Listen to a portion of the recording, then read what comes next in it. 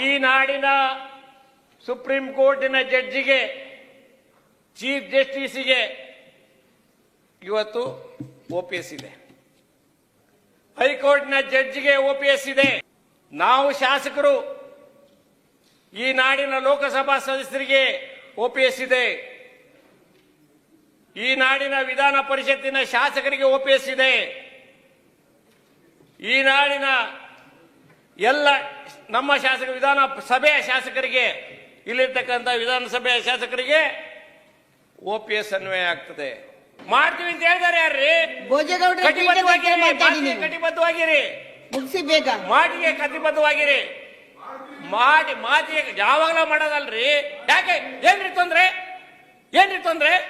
ದನಿಗೆ ಬರ್ತಾ ಇರ್ತಕ್ಕಂಥ ಸಂಬಳ NPS ಅನ್ನ ತೆಗಿಬೇಕು, OPS ಜಾರಿಗೊಳಿಸಬೇಕು, ಇಷ್ಟೇ ಇರ್ತಕ್ಕಂಥದ್ದು. ಅದಕ್ಕೆ ಸಮಿತಿ ಹಾಕ್ಬೇಕು.